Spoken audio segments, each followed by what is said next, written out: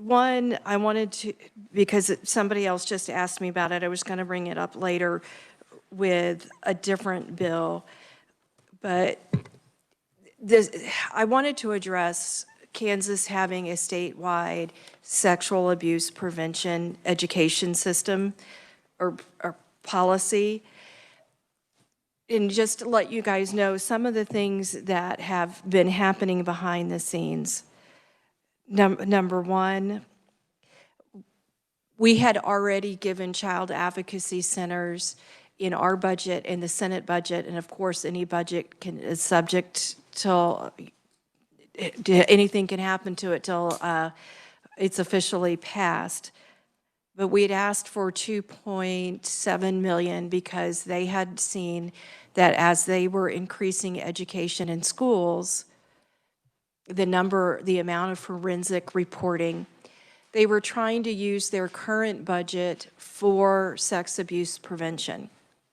So I successfully added a proviso to their budget that says, clarified, because there was a question and a debate going on whether or not they could use any of that money for abuse education, and the proviso makes it very clear that you can. In the meanwhile, I have also been trying to work with the Attorney General's office and see if there are any funds that would be available, and I'm still waiting an answer there. The indication was they'd like to do anything that they could to help. I appreciate that spirit from them.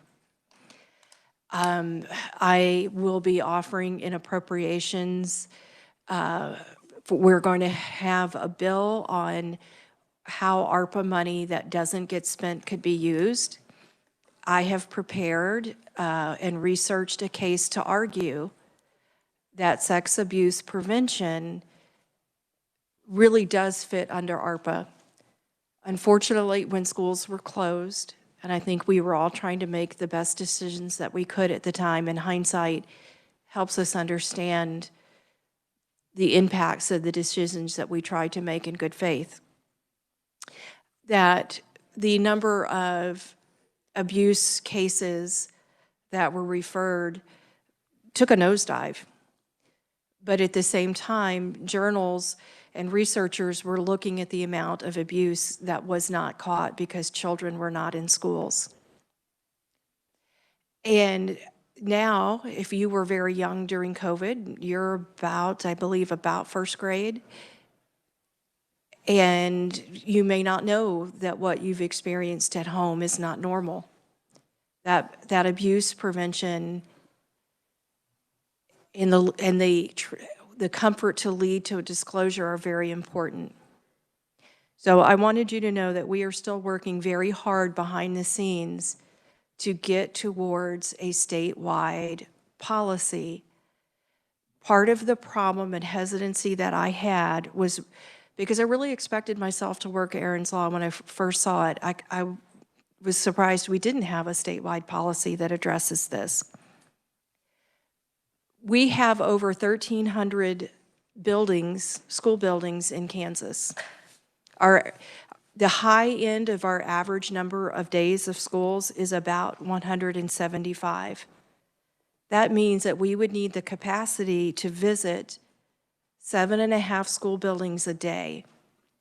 Nobody has that capacity right now.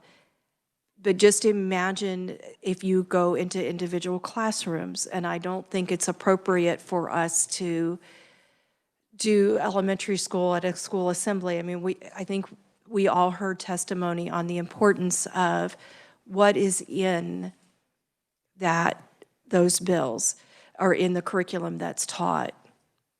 We heard about the importance of having subject matter experts be the facilitators and the importance of having a high quality disclosure training.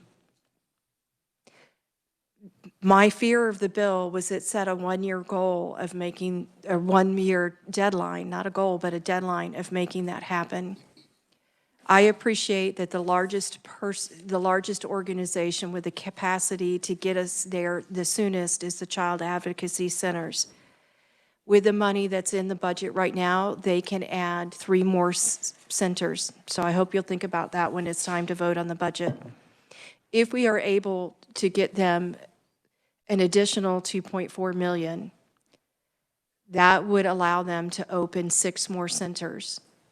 And that would give us the statewide coverage that we need. I am trying to find different ways to keep this bill alive. I'm out of paths in the House. Been visiting with people in the Senate and see if we can keep this alive. And that's what I meant when I said we weren't working it, but it wasn't a no or a never. It's a commitment on my part to say that we have to do it. We have to do it right. The other thing that gave me a sign of not rushing legislation on this was child advocacy centers don't need a law that tells them they can do this. This can be happening and is happening. Sunflower House in Johnson County alone had 48,000 reaches last year, over 48,000, and most of those were with children. And that also gave us the evidence of the capacity to have the forensic investigations, because their forensic investigations for CACs across the board, not Sunflowers particularly, but there was a 30% increase. So I just wanted everybody to know where we are, that we're trying to make this happen, but we're also trying to make it happen as we continue. So if anybody has a question about that or suggestions where I can find another 2.4 million, it doesn't have to come from government. I'm all ears. But it is why I am changing my mind on working 2486. And I very rarely tell you guys I'm not going to work a bill and then work it. And that was the potty training bill. There were some significant problems with the potty training bill because it denied access to kindergarten, and you can't do that. So what I'd like for us to do is discuss and work 2486. And I'm going to tell you my entire game plan for amendments on this bill before that we do. Does anybody need a copy of the bill? Okay, Michelle, are you able to print a copy of the bill and bring it from the office machine? Why don't you go ahead and print 16 copies? I have a copy. And I think I'll feel better if everybody at least has a copy of the bill in front of them. What I'd like to do to this bill is strike Section E, which says you can't go to kindergarten until you're potty trained, which then, that's E1, which then would make E2 not necessary, and I'd like to begin with 3. 3 says the school district shall determine that a kindergarten student is a student who is not toilet trained if accidents, and it describes it. If they find that to be true, it would require the school to consider whether a child's delay in toilet training may be a sign of an exceptionality, or whether the child should be referred for an initial evaluation and a reevaluation. It would also set forth guidelines for when the child and the child's parent or the person acting in place of the parent shall be referred to a counselor or social worker.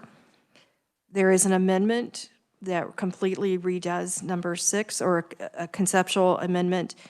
And then D would also no longer be necessary, because you wouldn't be removing a child from kindergarten and reintegrating that child, and then also to leave Jason the technical ability to make any corrections that are necessary.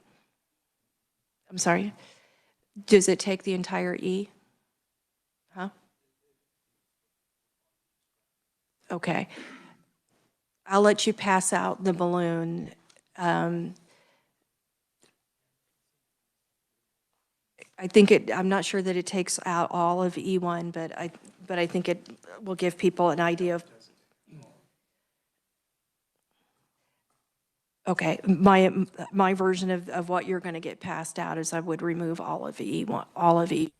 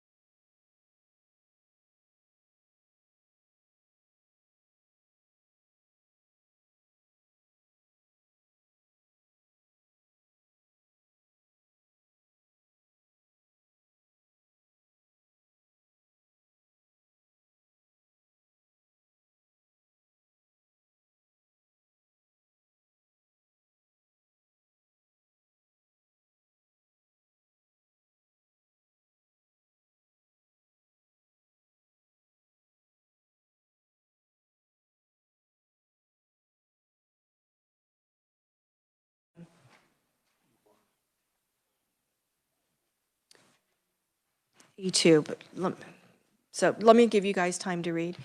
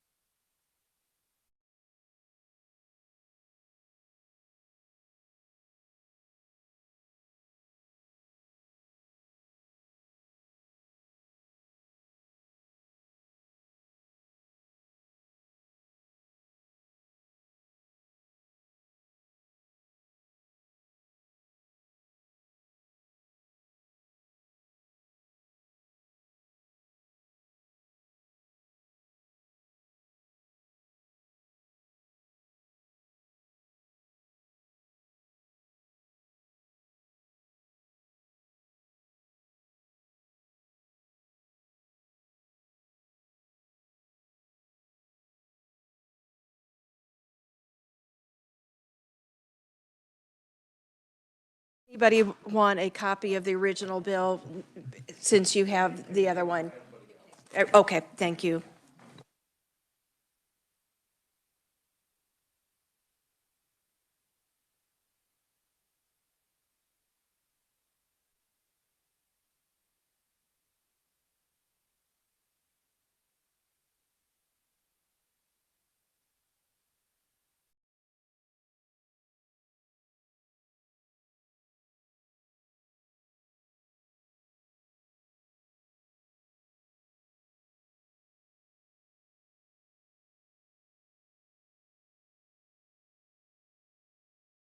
Representative Chauncey.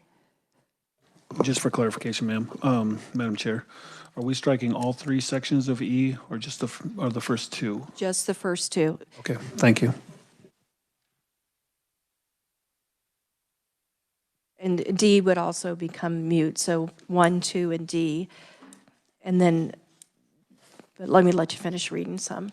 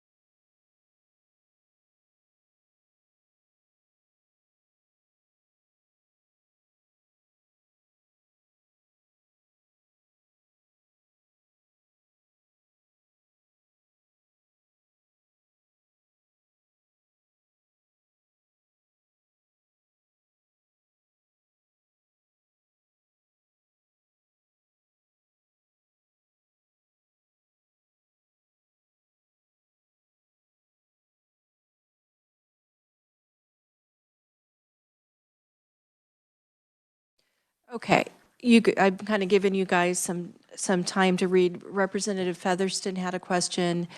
I'll call on her question, and then I'm going to have Jason walk us through the amendment. Representative?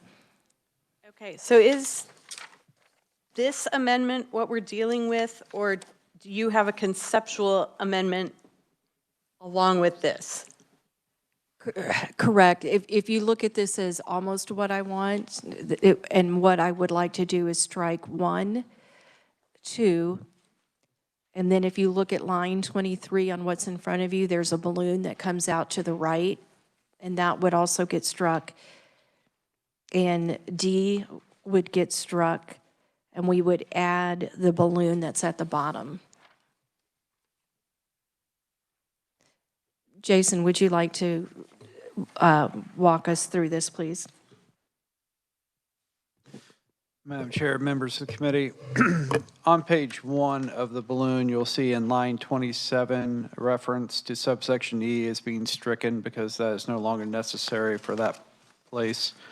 Also on page 2 and line 2, you'll see a reference to subsection E being stricken again because it's no longer necessary due to the changes.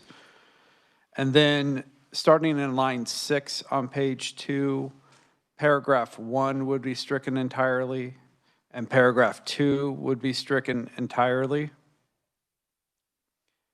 In lines 18 and 19, you see language stricken is a student who. That is simply a cleanup technical amendment by the reviser. The amendment you see in line 23 would be stricken, would not be part of this balloon. In line 30, the word "and" would be added to the end of the line. Then current subparagraph cap C is stricken, lines 31 through 33, and all of cap D is stricken in lines 34 through 36. And that stricken language would be replaced with the large balloon you see at the bottom of page 2 regarding the type of assistance and conditions for assistance to be provided to a student who is not toilet trained. And then I would renumber accordingly. Any questions for the reviser? Seeing none, is there a second to the amendment? Representative Brantley, thank you for this second. And let's have discussion on the amendment. Representative Getz and then Steele. And actually, let me start with Representative Brantley. Oh, I'm sorry. Representative Steele. Thank you, Madam Chair. I really appreciate this bill coming back up and the large amendment on the bottom of page 2. I really appreciate the third one about requiring the presence of at least 2 designated employees at time. I believe that this completely protects staff and it protects the child. And that is a very important addition, and I just want to thank those who worked on this bill. Thank you, Madam Chair. That goes to Representative Brantley. Representative Getz? Thank you, Madam Chair. I was just wanting a little bit of explanation on first sentence where it starts to talk about subject to any criminal history record checks in compliance with any applicable school district safety and child protection policies. Is this in reference to if a child isn't potty trained, then there's going to be initiated some of these criminal history checks? What exactly is that dealing with? I just want to make sure I'm tracking. Might be a revisor question, but.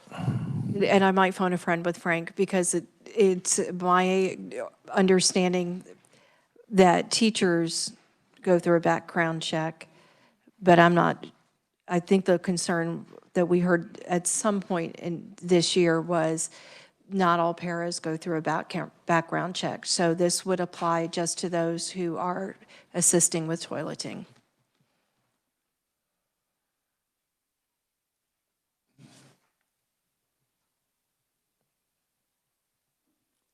Any other discussion? Representative McNorton. Thank you, Madam Chair, and this might be for Jason, I guess. So if a child is on an IEP or for 504 special, and they have a para assigned to them, then the para wouldn't be able to help with this, the way this is read? Because they may not have a background check after... Madam Chair, members of the committee, the school district policy could make exceptions for students with an IEP or 504 plan, as those are governed under federal IDEA and state law. Additionally, the plan itself could provide for assistance with the child and accommodations if necessary. And additionally, background checks could be provided for any para who would be planned to be a designated assistant for a student. Did that answer the question? Madam Chair, I think so. I mean, it sounds like for an IEP, there's going to be some different regulations that maybe going down to number 3, I think it was stated before, at least in the big balloon, at least 2 designated employees at all times. But can an IEP 504 have a different set for that? Or is that effective over all students, general education, and IEPs? Just asking, because my son has an IEP, and I know his para still helps a little bit in the restroom, not as much as before, but just wondering how that's going to affect those situations. And it's, I mean, the staffing is going to shift a little bit. I'm not saying they can't make it work, but it's requiring 2 people instead of 1, which is safer, but there's a capacity issue in every building. And I just wonder how that's going to affect. I'm not saying I disagree with it. I'm just trying to make sure I'm looking at it clearly. Jason, you want to see if you can clarify your answer? Madam Chair, members of the committee, as I read the bill, the policy, including the requirement to have 2 designated employees at all times, would be in place unless there is some exception written into a particular IEP plan addressing specifically those accommodations for the student. I think the policy otherwise would be in place requiring 2 employees at all times. Thank you. Any other questions or discussion? Representative Featherston? Thank you, Madam Chair. I appreciate we're trying to clean this up. I have a question that these two staff members, which I do, that's what we learned in teacher school, that is the safest to always have two adults. Do they need to be the same gender as the child? Which then leads to my follow-up question of if it's a boy, we don't have a lot of men in elementary school buildings. I don't know where we're going to come up with these people. Yeah, that's, and like, same with Representative Gatz, I think it's a good idea. But I'm not really sure where we're going to find two boys to be with a potty training boy. Representative, could you point me where you see that? I'm sorry, I'm looking for it. No, that's what I'm asking in relation to other bills we've passed out of the House already. Can a non-same gender adult go in the bathroom to help a kid? Let me let Jason answer that. Jason.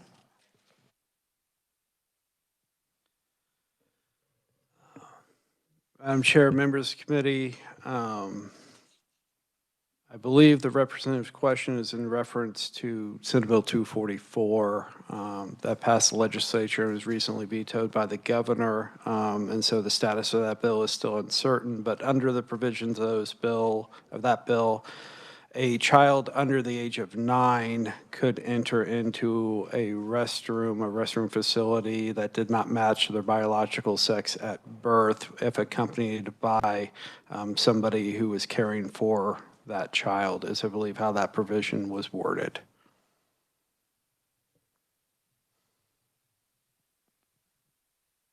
Did that answer your question for you?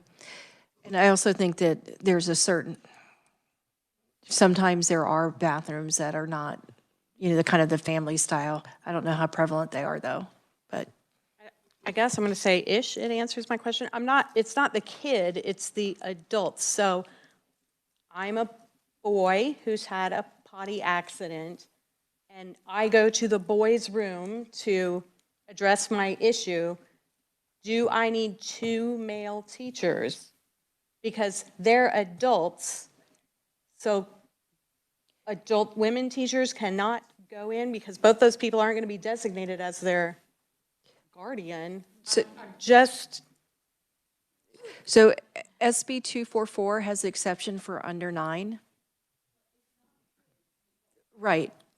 But the adult can, I think what Jason was saying, and he can please clarify me, especially if I'm wrong. The child can go with the adult until they're 9 years old. Just like parents take the child to the bathroom with them until they're 9. But Jason, you're the ultimate authority on that. Madam Chair, I will disagree about the ultimate authority, but 244 provisions do not provide an exception for the adult in the scenario presented. The child would need to go to the restroom that matches the biological sex of the assistant who's assisting them, the 2 people who are assisting them, is how 244 is structured. It's an exception for the child, not for the adult. Thank you. Representative Boatman and then Schmoy. Thank you, Madam Chair. The revisor just explained the point that I was going to bring up in that it sounds like we're going to be forcing children into the wrong bathrooms because of the adults. So I don't know if we've made a problem or solved a problem here. Thanks. Representative Schmoy. Thank you, Madam Chair. In my time working with high needs kids in an elementary setting and unfortunately having to deal with this type of issue repeatedly in my 5 years there, generally speaking, they go to a specialized restroom there at the school and or to the nurse's office, so they wouldn't be going into, usually they wouldn't be going into a boys or girls, they are going to a private room where they can be addressed. Thank you. Thank you for that clarity. Representative Featherston. Okay, okay, I'm going to rescind.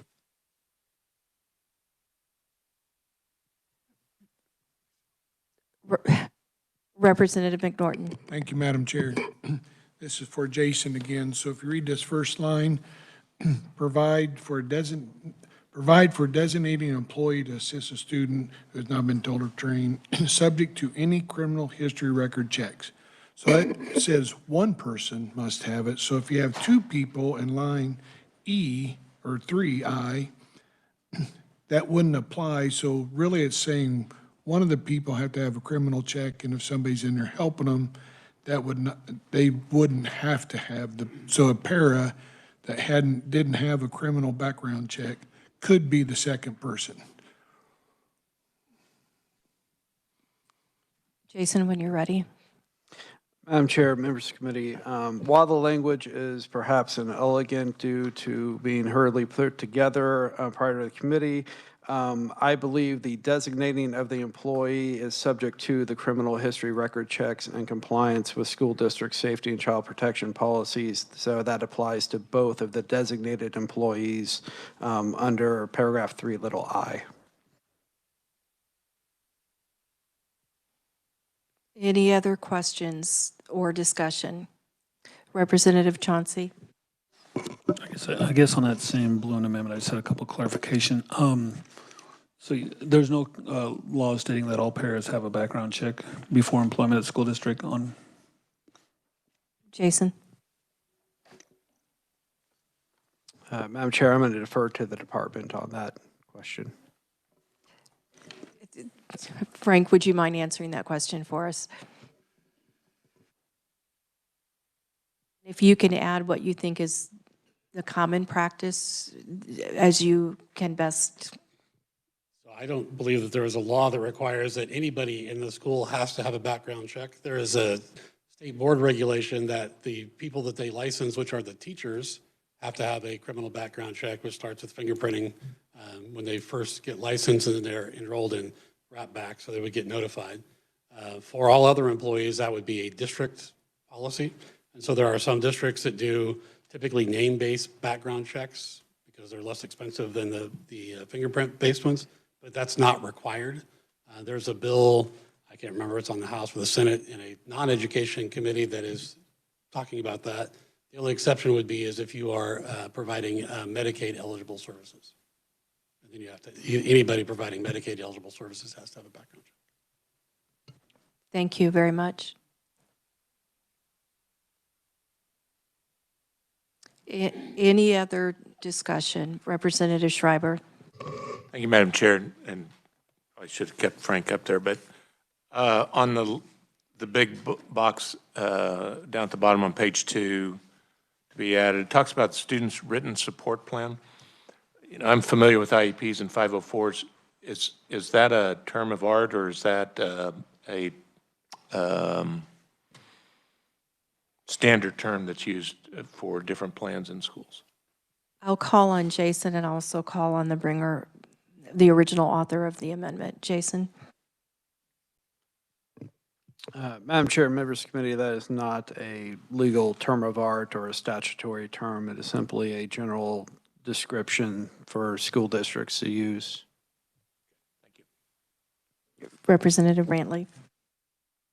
Thank you, Madam Chair.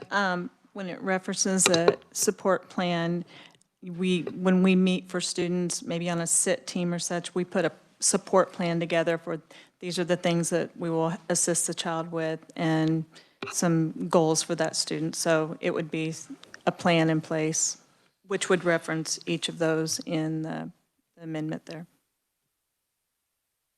Did that answer your question, Representative? Thank you. Representative Chauncey? Yeah, just real quick, under the balloon amendment, section 3(i), does that designate that the two employees need to be of the same gender to take a child into the restroom, or does it specify in that bill they can be either gender? It is, according to what Jason said, not specified, but let me let Jason answer that. Madam Chair, members of the committee, it is not specified under this balloon. Representative Chauncey. Then would we need to amend that to, being that we're talking about 244, it doesn't matter what the adult, but if we go into the male bathroom, would we not need 2 male adults to take that child in there or 2 female, vice versa? Let me let Jason restate that. Repeat it for Jason, please. If we have 2 adults taking the child into the restroom, would we not want those to be the same gender as adults? Being as we just, if 244 does pass out, that we'd have to use a correlating restroom? Madam Chair, members of the committee, to the extent that they are assisting the child in a multiple occupancy private space, then yes, they would have to be of the same gender as designated for that private space. If they were using a single occupancy private space as is permitted, then they would not have to be of the same gender. Repeat that again, Jason, please. I'm sorry, I couldn't hear well. If they are assisting the child in a multiple occupancy private space where other individuals could be coming in to use the facilities, then under Senate Bill 244, the adults would need to be of the same biological sex at birth. If they are using a single occupancy private space, like a single occupancy family restroom, then they would not have to be. And how does the 9-year-old age limit exception impact that? Children under the age of 9 can go into a multi-occupancy private space that does not match the biological sex at birth as long as they're accompanied by someone who is caring for the child. Representative Chauncey. Just wondering how that affects if we were required to have 2 adults to go with that child. You know, if they use a multi-stall bathroom with the 2 adults going in there, would we need to have them the same gender or not? Correlating to the, because I understand the under 9 part, they can go in either one with an adult, but if we go into a public bathroom, does it have to be 2 males or 2 females in a multi-stall? In a single stall, it doesn't matter, but in a multi-stall, that's my question. Okay, and did you feel like you got the answer to your question? Okay. Representative Boatman. Thank you, Madam Chair. I would echo Representative Chauncey's concerns. It sounds like, as written, this bill would allow 2 adult men to take a female child into a single stall restroom. Thank you.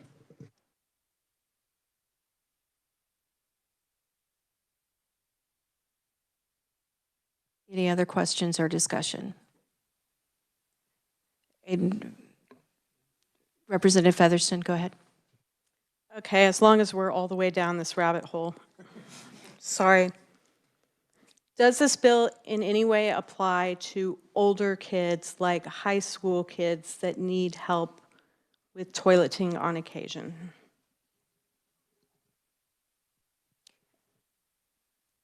I'm going to let Jason answer, but my belief would be that that is probably in their IEP, that child very likely has an IEP and would be in their IEP. We're trying to focus on the child who doesn't have an IEP or a 504. And I'm not sure that this goes in a 504, but Jason, go ahead. Madam Chair, members of the committee, the initial direction under the balloon was that the school district determined that a kindergarten student is not toilet trained, and then establish a policy and procedures to address a kindergarten student who is found not to be toilet trained. So it's really just directed at students who are in kindergarten and are not toilet trained. Thank you. Any other questions or discussion?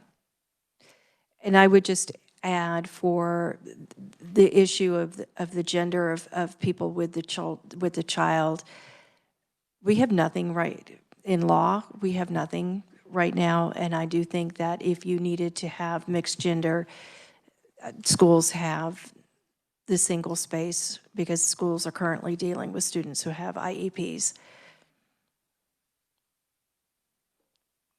Any further discussion? I close on my motion. All those in favor, please say aye. Opposed, same sign. And the amendment is adopted, which brings us back onto the bill as amended. Thank you all for a very thoughtful discussion. Sometimes these things are very complex. And I appreciate the spirit and sincerity of all of my members. We are in discussion on the bill as amended. Any discussion? Representative Boatman. Thank you, Madam Chair. I just have a concern about the practicality of the language on page 2, line 40, where it says the child can independently tend to hygienic needs and change clothes. It seems to me that if a child is having accidents at school, that they would need at least some sort of assistance in order to rectify that situation and clean themselves up. So I don't know, the way it's worded now, it sounds like after the child has an accident, they have to clean up by themselves. I just don't know if that's the most, like that's the intent, especially since we just got done talking about adults in the bathroom. I'll let Jason address this, but beginning on line 37, that's the definition of toilet trained, that they can function independently. Jason?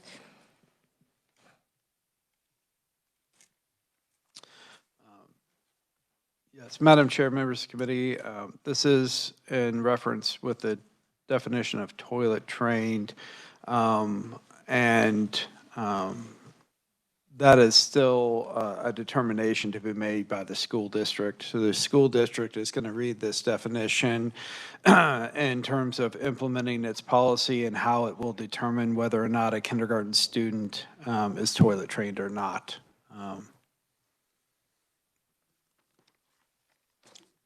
Did that answer your? Yes, thank you. You're welcome. Any other discussion? Representative Featherston. I really appreciate the intent that went behind bringing this up today. I'm kind of flummoxed. I'm not sure there's anything that currently prevents teachers from helping kids toilet properly or from reporting a concern with potty training regression. Also, if potty training regression as a warning symbol, possible warning signal of abuse, then why doesn't this bill apply to everybody? Because it could happen in first or second grade, hopefully not any older than that. I just don't understand why we need this bill at all. Thank you for sharing your thoughts. Any other discussion? Seeing none, Representative Brantley, do you have a motion to pass your bill? Madam Chair, I move that we pass House Bill 2486 As amended. as amended, favorably out of committee. Is there a second? Representative Steele seconds. Last call for discussion. Seeing none, you may close your motion. I close. Thank you. All in favor, please say aye. Aye. Opposed, same sign. No. And the motion carries. Thank you all for that discussion. We're going to, Representative Featherston would like to be recorded. Seeing no other, we'll move along. 2716 was on our agenda, and this is the bill that moves the mandatory age for school attendance from 7 to 6. Is there discussion?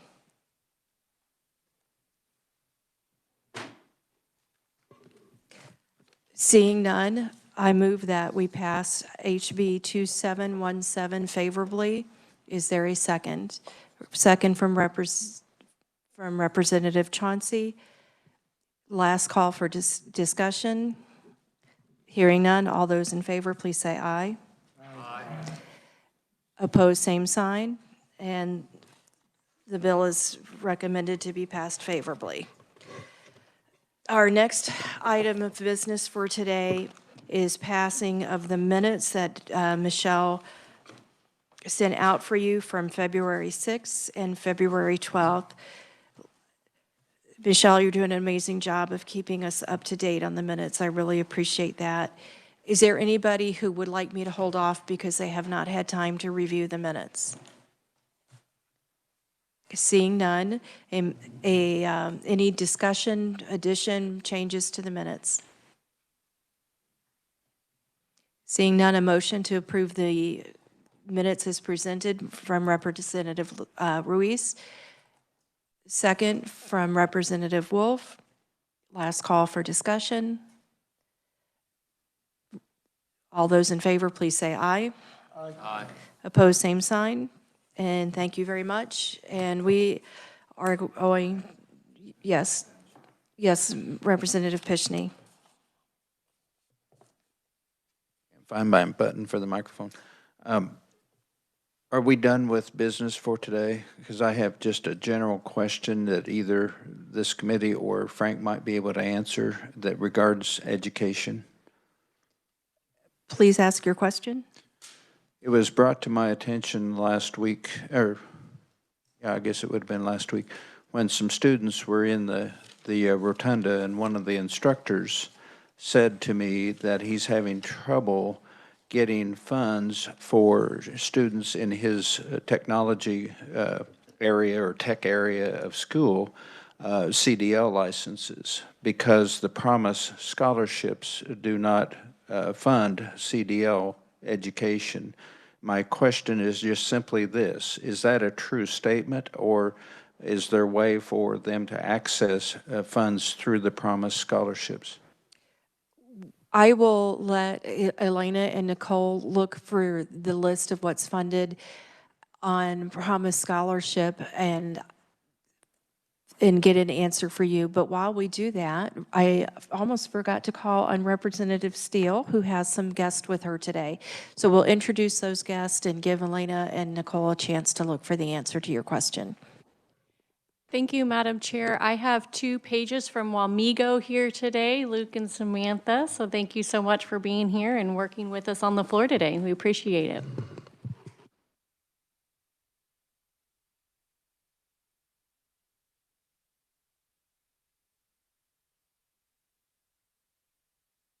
Okay. Luke and Samantha, would one of you like to come to the microphone, if you feel comfortable, and tell us what surprised you most about what you saw when you were on the floor today? Luke, come on up. And Jaden, maybe we can help him bend down the microphone and turn on the button. I just think it was a little bit surprising about how many representatives there are. Just passing all those laws and voting, that was a cool experience just to watch everyone, and So it was very, I just had fun. I'm so glad that you did, and I have to ask you one more question. If you talked at your desk as much as we talk at our desk, would y'all get in trouble? Probably. Luke, thank you so much. You may go back to your seat. Okay. Elena, I'm going to let you answer that question, please. Thank you, Madam Chair. Representative, the Promise Scholarship eligible fields of study include information technology and security, mental and physical health care, advanced manufacturing and building trades, and early childhood education and development. In addition, each institution can designate an additional field of study, which could be agriculture, food and natural resources, education and training, law, public safety, corrections and security, or distribution, logistics, and transportation. So I think it might depend on the institution if they have opted into the additional field of study being distribution, logistics, and transportation. Thank you, Madam Chair, and Elena, thank you very much. I will relay that back to the person, but he was saying to me that he's got some low-income students, and they would get to a point in earning their CDL and then could not afford the $1,000 that it was going to take to get the license, or I may have that backward, I can't remember exactly, but it just surprised me that they wouldn't be able to find some financial assistance for that. And we are so short of CDL drivers out in western Kansas, for sure. Thank you, and I appreciate your indulgence. Oh, you're very welcome. And what I would encourage you to do is keep investigating, because I am not recalling off the top of my head everything we've done to help make sure tests are taken. Investigate, and you can always come back with a bill next session. Representative McNorton. Well, and I would just simply add, I would not have asked this question at 3 o'clock, so. Thank you. Representative McNorton. Thank you, Madam Chair. So just a little back history on that, because I to get a CDL, you have to be 18. To get a hazmat, you have to be 21. So that makes it a little bit restrictive on some of those promise scholarships, or could. But I know they're available, and I know Governor Kelly has worked on this, because back when I was still working, we had meetings with her, especially on the hazmat part, which is what our company did, was whole hazmat, hazardous materials. So they're available out there. I'm not sure if it's just a promise scholarship, but there are financial aid available for people to get their CDL. And I think I want Representative McNorton on my Trivial Pursuit team. Thank you for helping us to understand that.